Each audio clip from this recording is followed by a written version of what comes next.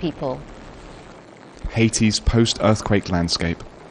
Hundreds of thousands of makeshift shelters filling entire neighborhoods of Port-au-Prince, or strewn across windswept hillsides outside the city. 6 months on, sticks and tarpaulins are still the only protection many have against possible hurricanes to come. And in every camp you visit, there's anger over the slow pace of providing better shelter.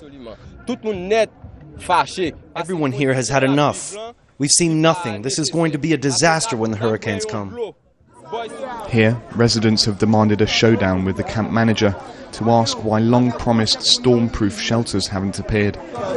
He arrives under armed UN guard after being threatened with violence. People are traumatized.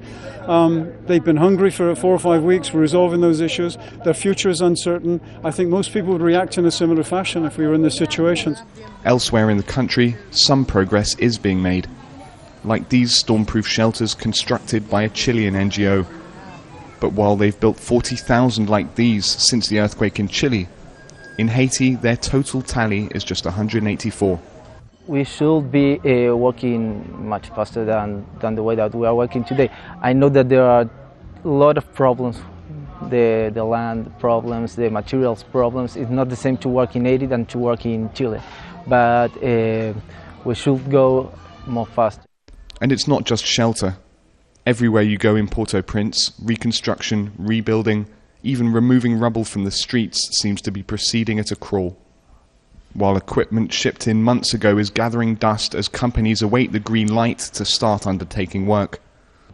Haitian and international officials say they're doing their best to clear rubble away from the streets of Port-au-Prince as quickly as possible.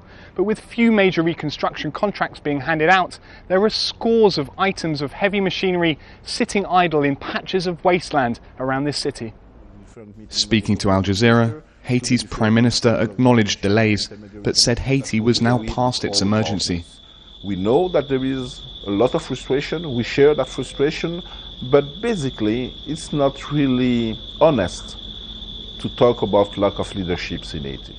We have a humanitarian situation, we don't have emergency now. We have a humanitarian situation, we have the people living in a very bad situation. In some respects, the situation on the ground may have stabilized. The fear now is that this will become the status quo. Sebastian Walker, Al Jazeera, in Port-au-Prince, Haiti.